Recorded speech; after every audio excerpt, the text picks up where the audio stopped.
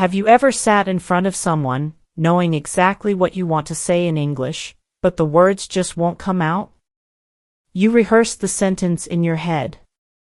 Excuse me, can you tell me where the station is? But when your mouth opens, nothing.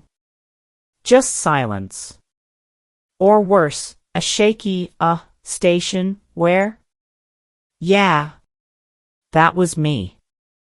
Again and again. I remember one afternoon in a coffee shop in Singapore. The cashier asked, "For here or takeaway?" A simple question. But I froze. My brain just jammed. I had learned English in school for over 10 years, passed all the tests, even got decent grades. But I still couldn't answer that tiny, stupid question. All I managed was a weird, nervous smile and a pointed finger at the cup. The guy gave me a confused look. And in that moment, I felt like the dumbest person in the world. Why is it so easy in your head, but so hard in real life? I used to think there was something wrong with me. Like maybe I just wasn't smart enough. Maybe English was only for natural speakers or people who studied abroad. I didn't grow up in an English-speaking country. My environment didn't help. No one around me spoke it regularly. So, I quietly gave up. I told myself, just focus on reading and writing. You're not a speaking type. But deep down, it hurt. Because every time I stayed silent in a conversation, I felt like I was hiding who I really was. And honestly, I hated that. Then one day, everything changed, but not in some magical movie way. No, it started with something much more ordinary. It was a Wednesday. I was attending a local language exchange meetup. I'd been dragging myself there for weeks but barely said anything each time. I mostly listened and nodded, pretending I understood everything. That day, I sat next to a Korean guy named Miho.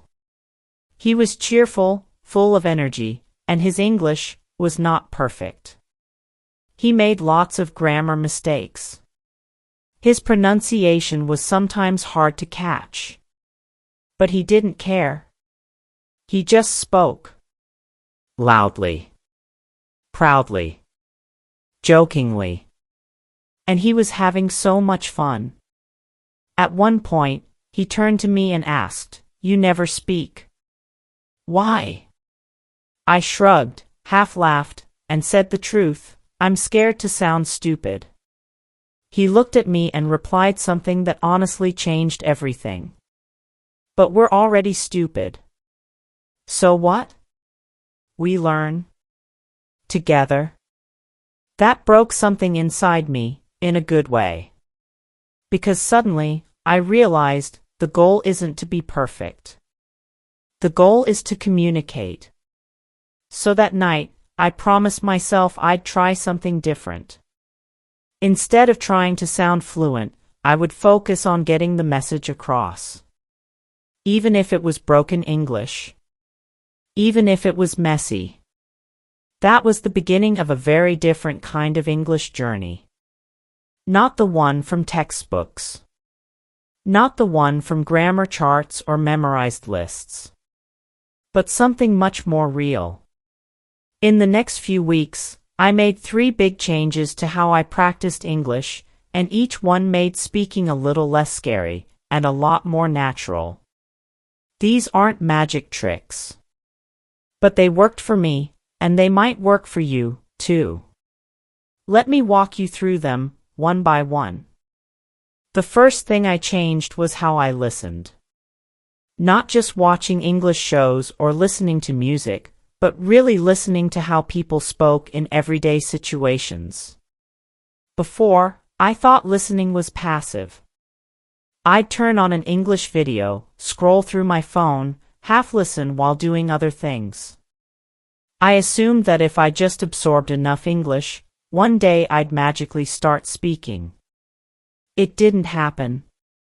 Then I heard about something called active shadowing. Not just repeating after a speaker, but listening to a short sentence, pausing, repeating it exactly, and even copying the tone, rhythm, and emotion. I started small. One morning, I picked a short podcast called The English We Speak from the BBC. The episode was about the phrase in the bag. The first sentence was, "Victory was almost in the bag before the final whistle."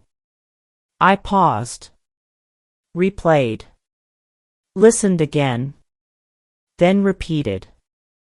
Victory was almost in the bag before the final whistle.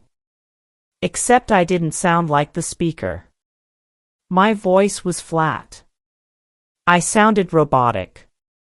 So I did it again. And again.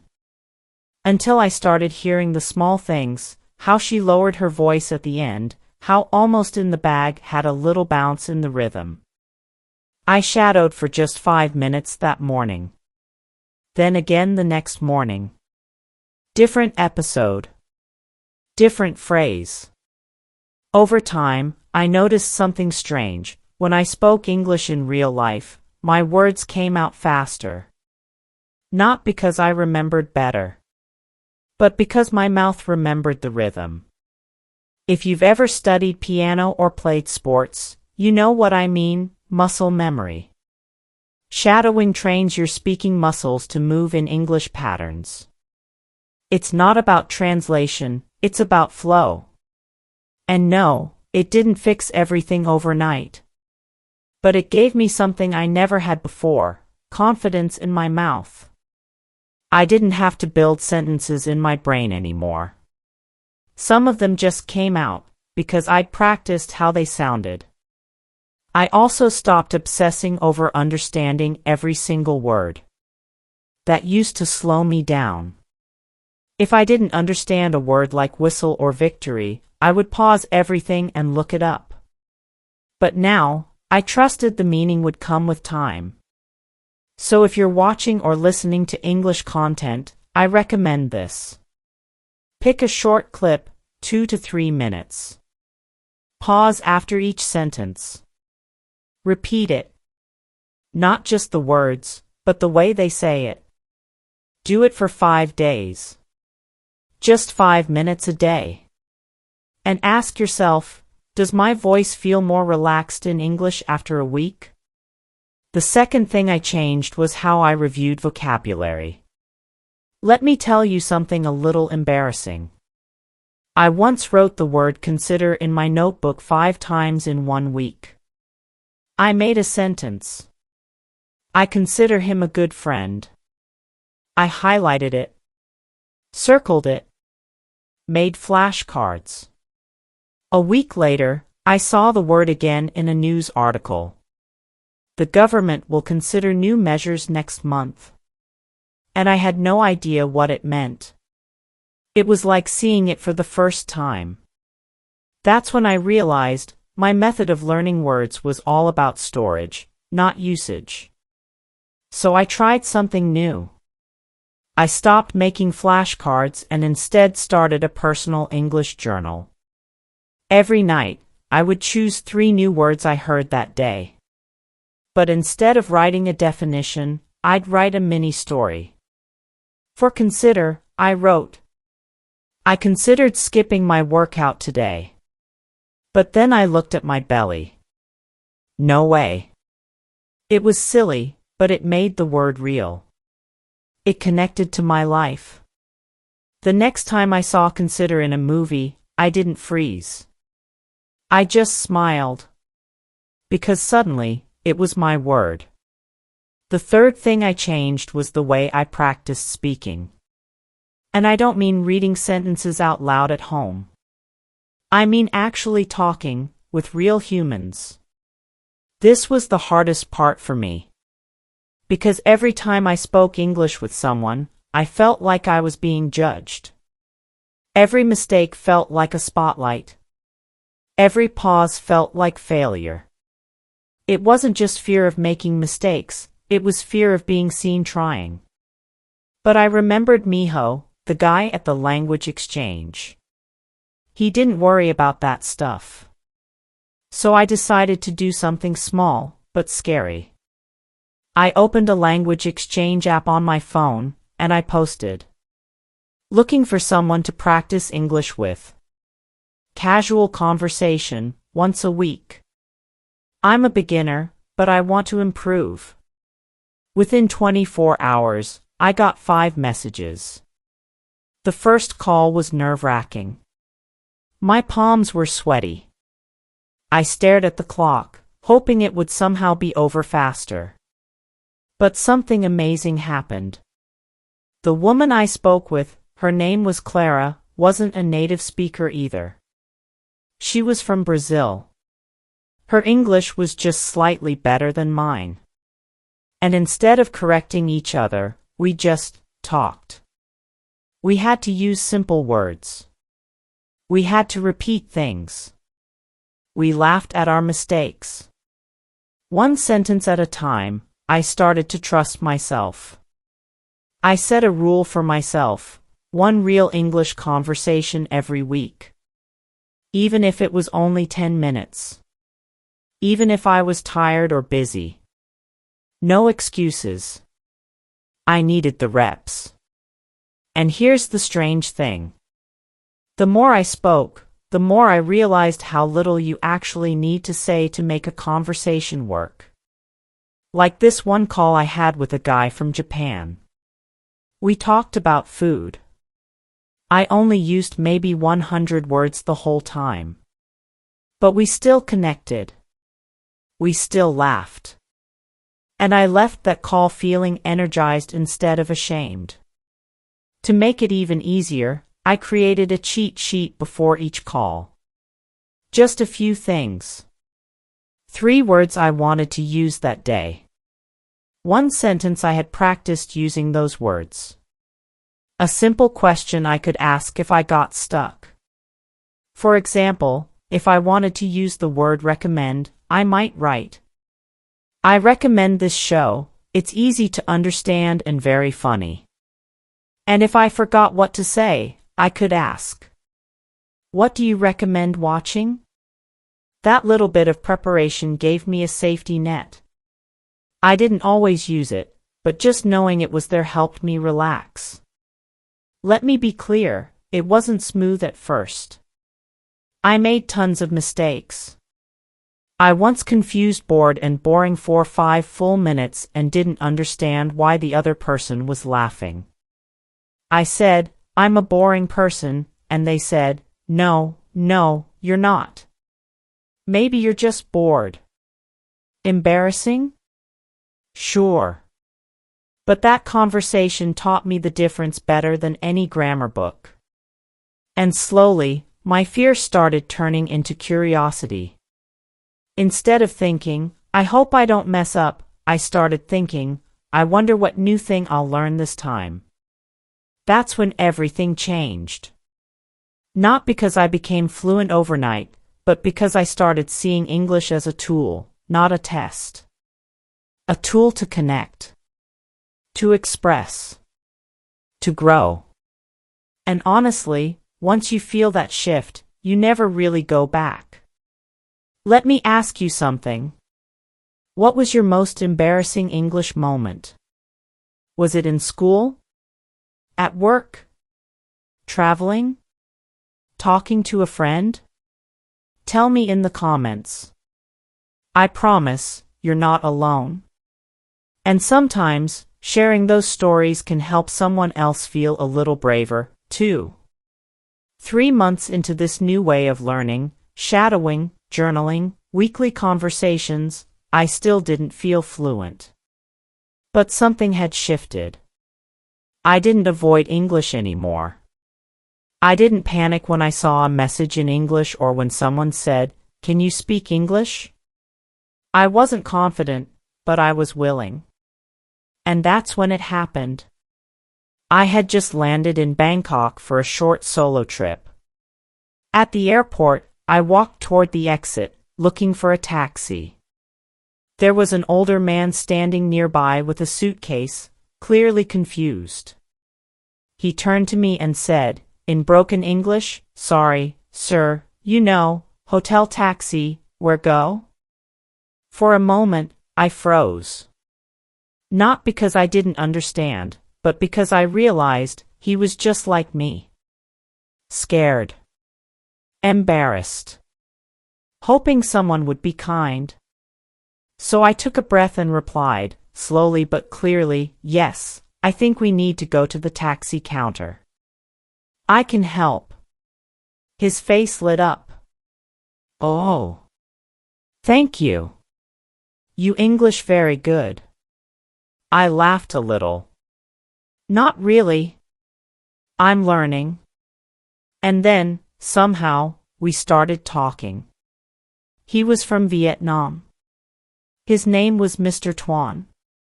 He was visiting his daughter who worked in Thailand. He was nervous about traveling alone, and English made him feel anxious. So we stood there, two non-native English speakers, using limited words, lots of gestures, and genuine smiles, and we connected. I walked with him to the taxi counter. Helped him explain his hotel address. Even waited until his taxi arrived. Before leaving, he shook my hand and said, "Thank you. I not forget."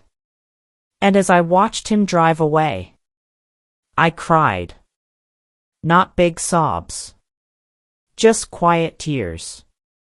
From the kind of emotion that sneaks up on you when something inside you finally feels seen.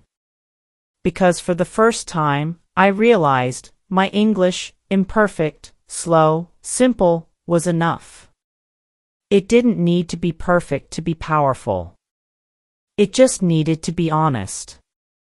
That one conversation, under neon lights at a busy airport, did more for my confidence than 100 hours of grammar study. After that, I stopped trying to impress people with my English.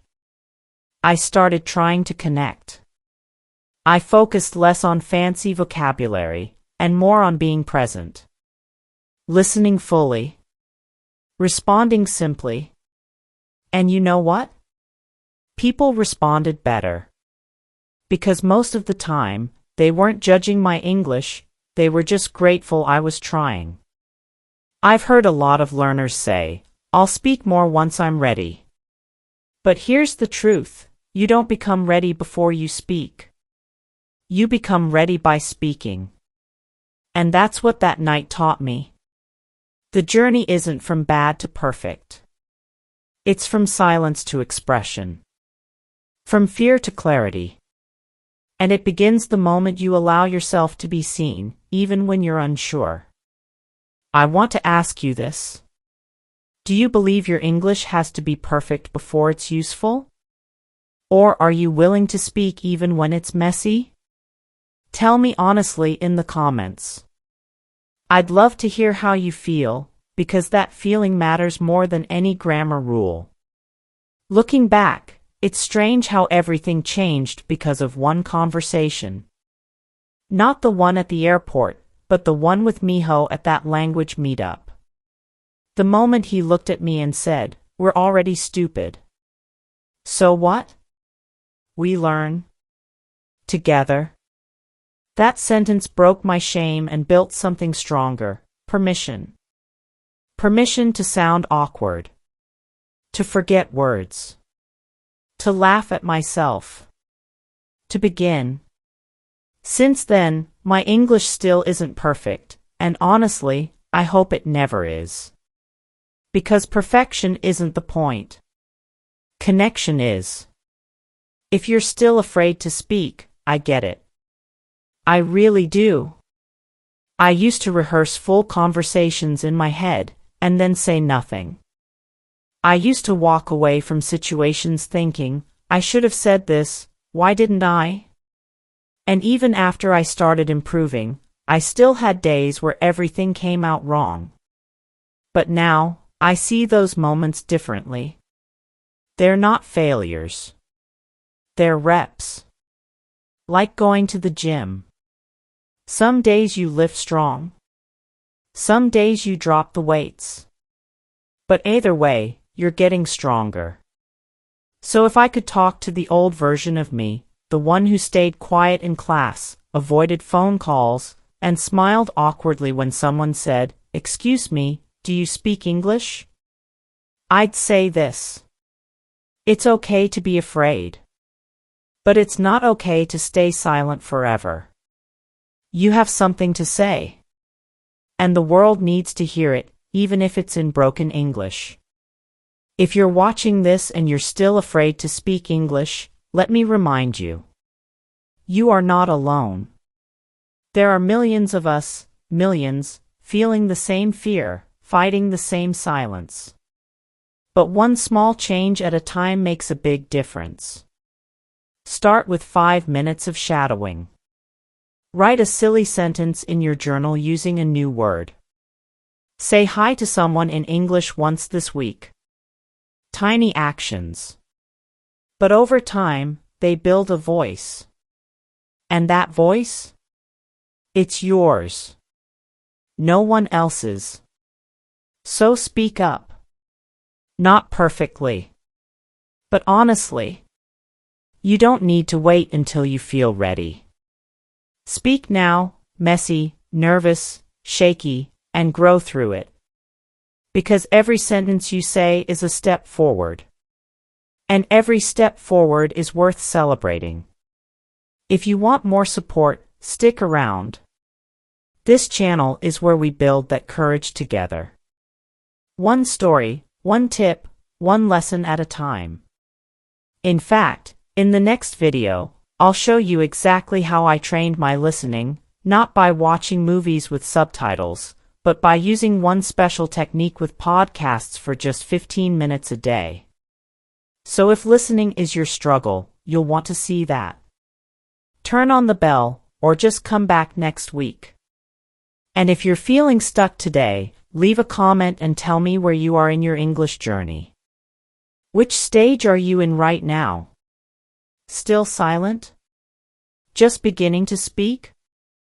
Already having real conversations? Let's talk. I read every comment. And I pick a few stories each week to give more specific tips in the next video. So maybe yours will be one of them. Until then, keep going. Your English doesn't have to be perfect. It just has to be yours. And I'm proud of you for trying.